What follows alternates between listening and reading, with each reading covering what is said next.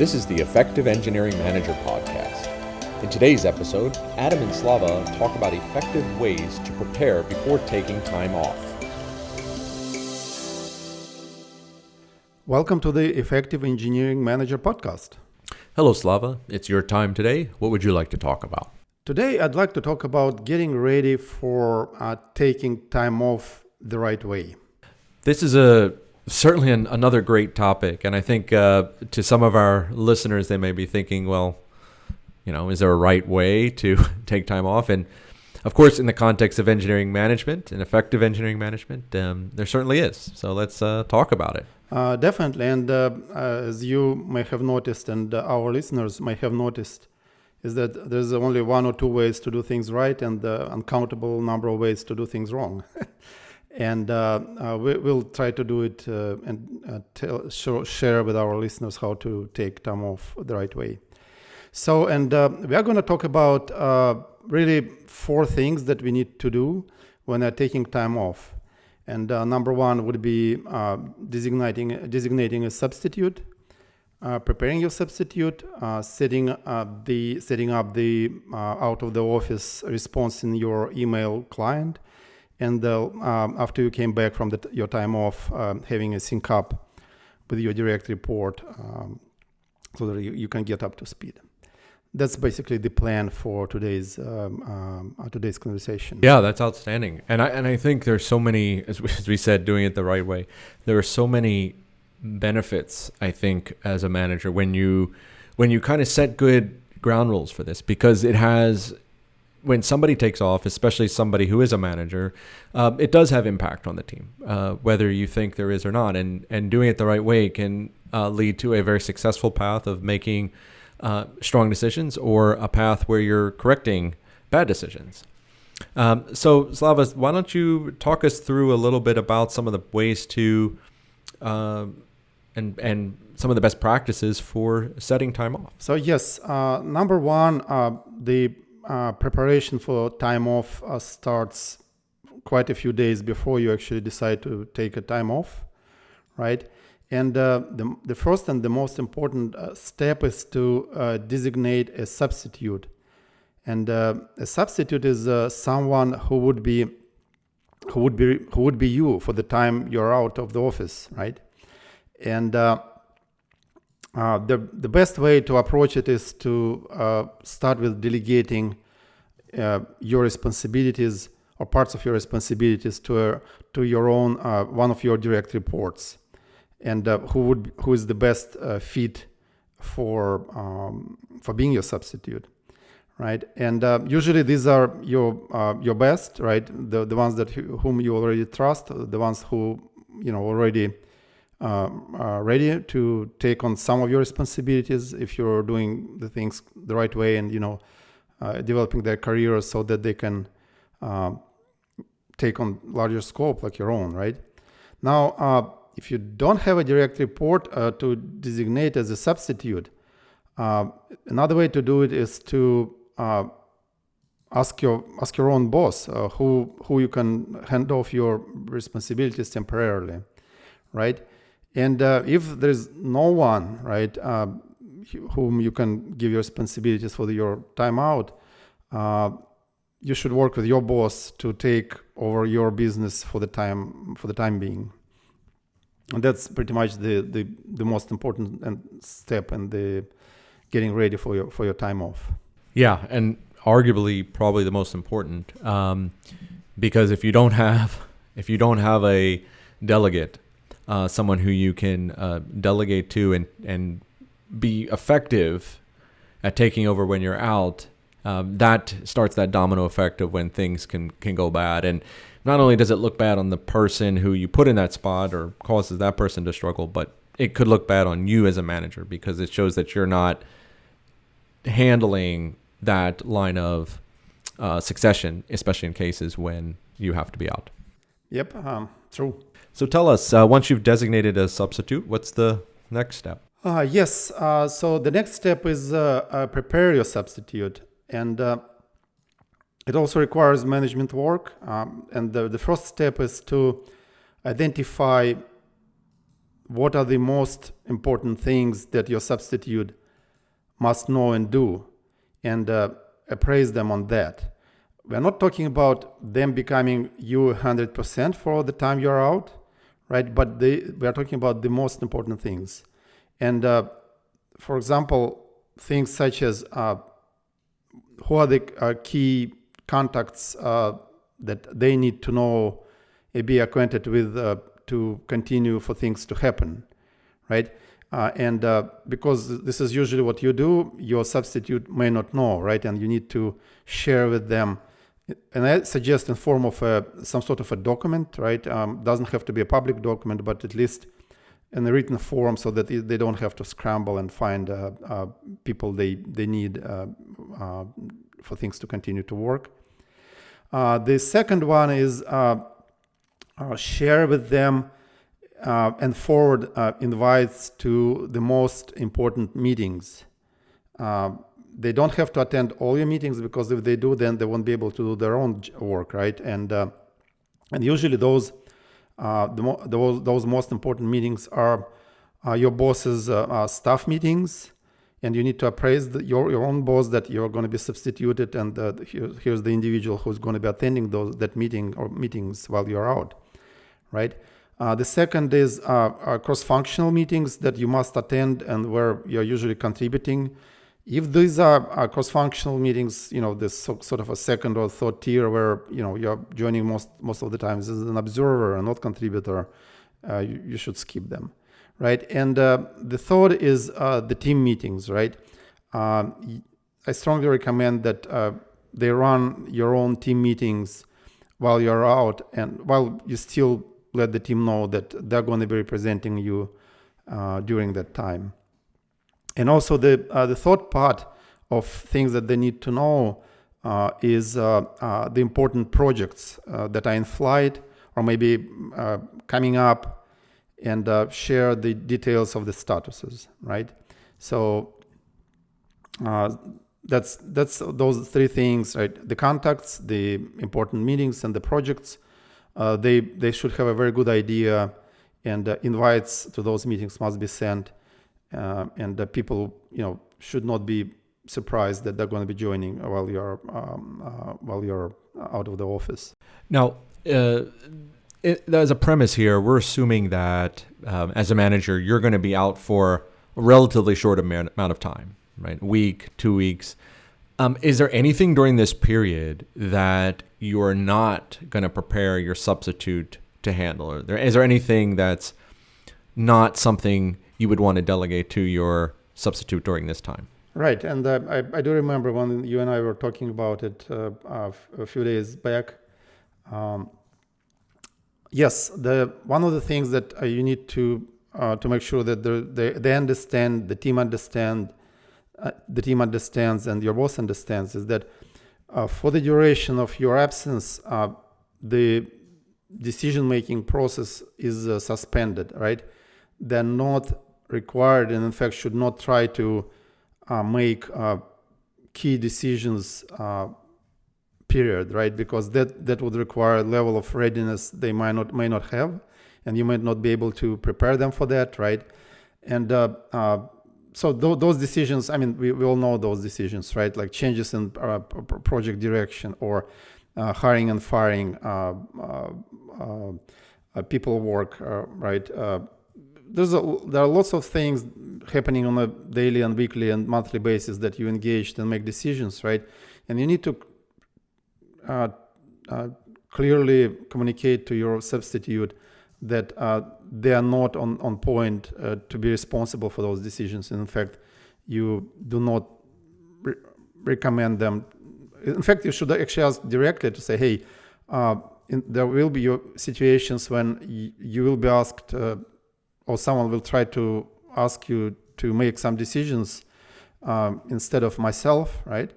And you should politely but insistently refuse and defer it until you come back, right?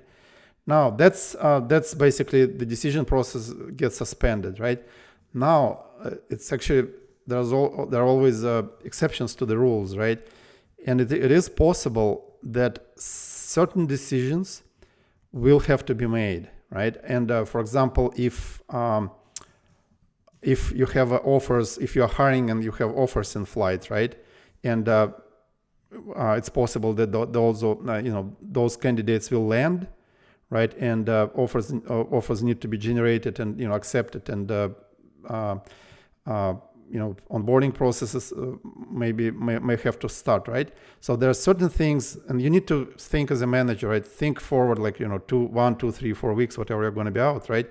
What are those decisions that still have to be made, and have a list of those, and you should take that list and bring it to your own boss, right? Not to your delegate, not to your substitute, but bring it to your own boss and share and appraise your boss on what is that they need to be involved, and what is expected, right? Because your boss has the authority to, as your boss, to make those decisions and sign off on things, right? And it does a lot of, it has a lot of, it makes a lot of sense to be pretty clear that say, hey, we're hiring this individual, they're ready, and once HR notifies us that they're ready to accept an offer, someone has to track that the offer was generated and sent to them, right? As an example. That's about things that should not be done, or if they need to be done, they have to be done by your own boss. Yeah, and those are extremely important points. I can't tell you how many times early in my career where either myself or other managers have been out, and people have, I don't want to say maliciously, but have used that opportunity to take advantage of a team that is without their leader.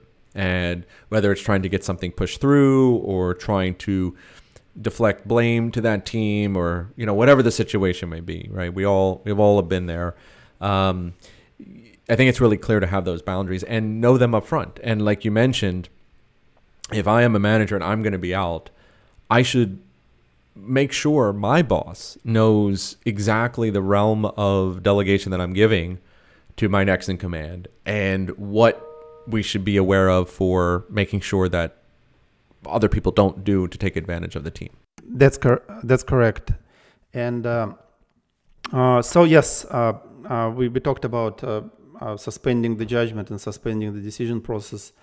And before you start actually getting ready and setting up the out of the office response in your email client, which is very important, right? Because this is going to be the robot that is going to be telling people that you're out of office, right? I suggest sharing your contact information with your boss in case of emergencies, right? And people understand that you're on vacation, right? And the most likely chances of your boss bothering you with anything are not very high, but they still need your contact information, such as email, personal phone number, right? Maybe even home address if you want, right? What if you are taking a staycation, right? So, but your boss needs to be aware. Now, if you're going to be traveling in areas which there's not much of a contact, right? So-called, limited access to the internet, right? Make it known to your boss and in your out-of-office message in your email client, such as Outlook. Absolutely, and let's dig into that a little bit. So, you're getting ready to go on vacation. You're as a manager. You've delegated or selected your delegate. You've prepared your delegate. Now, what do you have to do to make sure that people know that you're out of office? Right, and that's where one of the important parts come into focus is how you set up the out of the office response in your email client, right? And this is very important because without doing it, and I've seen it, some people missing it, or some people just providing short blurbs in that message, right? And this is critical because this is going to be your tool for disseminating information and enabling self-service while you're out, right? And that's why the content of that response is very important. And there are very simple rules, but there are also important rules on how to do this, right? And in the content of the out of the office response in your email client, my favorite one, and I've been using it for many years, is Outlook. And there might be other clients, but I think at this point most of the clients used by corporations do support out of the office. So the first statement or first line in your out of the office response should be a clear statement of from what date to what date you will be out, right? This sets the tone in terms of expectation. People will not try to, once they got that message, they'll know that there's no reason to trying to contact you more, right? Now, keep in mind that sometimes you need to extend your vacation or shorten it. Hopefully not. If this happens, you'll need to keep updating that out of the office remotely, and making sure that it reflects the factual dates. And what I've seen a few times, in fact, that people forget, right? Okay, they extended their out of the office time or vacation, right? Paid time off, but they forgot to update the response, the automated response, and then people would begin to think that you are back or try to reach out to you, and then it's going to look like you're ignoring people. Well, in fact, you are not even in the office, so you need to be on top of it, right? So the second statement should be who's your substitute, right? And it can't just go as simple as during my absence, individual XYZ is going to be my substitute. And what I suggest is to provide also an email, right? Because usually people can just type up the name in the email and it's going to show up, right? But it's going to save a click, or actually a lot of clicks, if you just provide an email, and if necessary, their phone number. Can be company phone number or personal phone number if they're okay with it, right? But the more information about the contact information, the better. So now, if you are a manager of managers, you also need to state who are your direct reports and their areas of responsibility. For example, in an IT situation, that can be person XYZ is responsible for email infrastructure. This person is responsible for networking and things like this, right? So that if something happens, right, the people already know how to find those folks, and they don't have to scramble, right? Now, if you're going to be outside of the communications reach, and you still are willing to accept the calls, which I don't recommend, because if it's your vacation, you better vacate and not work, because if people keep calling you, then it's not going to be a real, you're not going to take rest as you should, right? But if sometimes maybe your job requires still be available, and if emergency is a normal part of your life, they might actually ask you to share that information. And then just you can provide information about, give your phone number and email that you might be reached at. Now, and the last thing, and this is a bit more advanced, and you don't have to do it, but if you want to be really, on top of everything, I usually provide links to important project and program pages in document sharing systems, such as Confluence, for example, right? Project status pages, and pretty much any other information radiator that people may use to self-serve, right? That's about how to set up the out-of-the-office response in your email client. Yeah, I mean, pretty straightforward steps, but very important and very much a part of this process, considering the impact that you'll have. When email goes out and goes to you, I mean, you're basically broadcasting that you're not there and broadcasting who is taking over for you. And so that's certainly important. I think it's also another important thing you touched on, that as a manager, it's important that you're 100% in or out, right? or very clear what the um, what the line is. Many times, I've seen this where managers will say they're taking off, they take off, and then they don't really stop communicating. And even if they did put a delegate in place, that person doesn't know what to do, right? Because they feel like, is this guy still responding, or is he on vacation? When should I? You don't want to step over your boss's toes, and it can be challenging. So I think it's very clear to have that very formal process for communicating. And communicating to the delegate to say, hey, I'm setting out my out of office. I am going to be out, and I'm only available for emergencies, for example. What are your thoughts on setting those boundaries? Yeah, I think what you're saying is correct, because in management it's always it's never white and black, except some really exceptional situations, right? So whoever is doing it need to be aware of the context, right? If the situation is such that you have great team, you can delegate very safely, and you can almost completely disconnect, that's great, right? But at the same time, if you are living in the middle of a, let's say, major product launch, right? Or it's known that you will be needed at some point, maybe not the whole vacation, but for maybe half of a day or a few hours, right? Better make yourself available, right? Because you don't want to really disappear. Well, of course, if you're traveling in the locations where there's no really way to communicate, but be wise, right? Be aware of the context, right?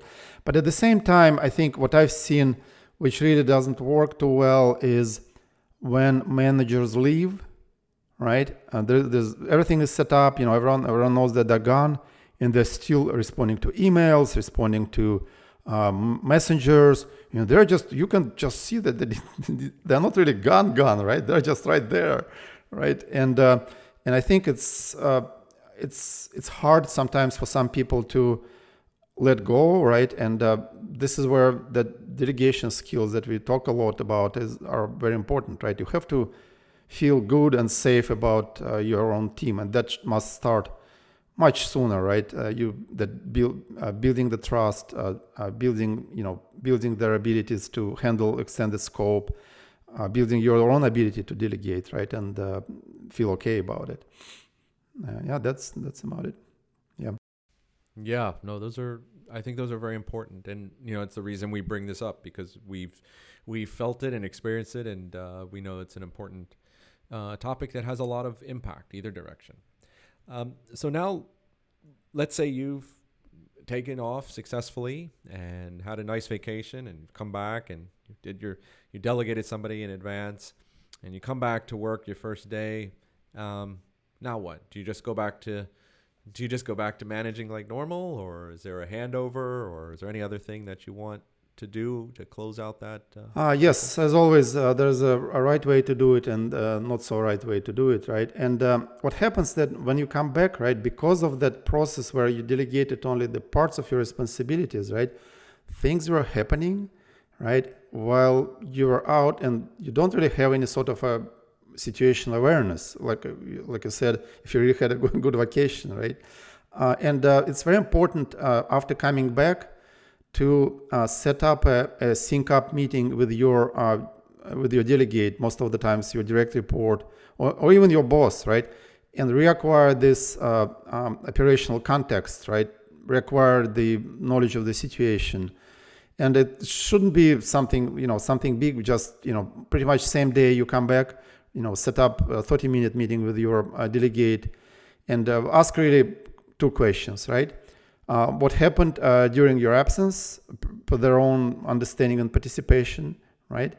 And ask them what requires your attention according to their understanding, right? That should bring you back to back to the normal operational state.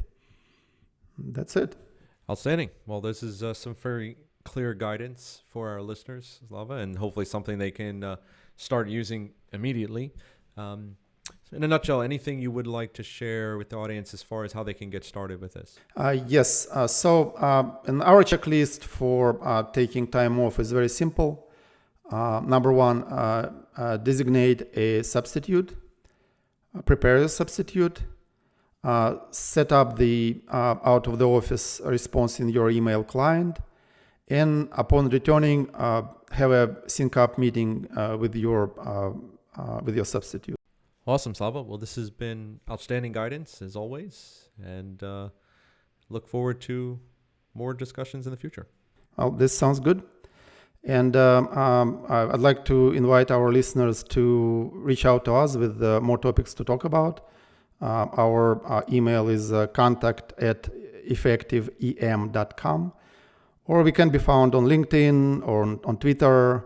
And our website is www.effectiveem.com.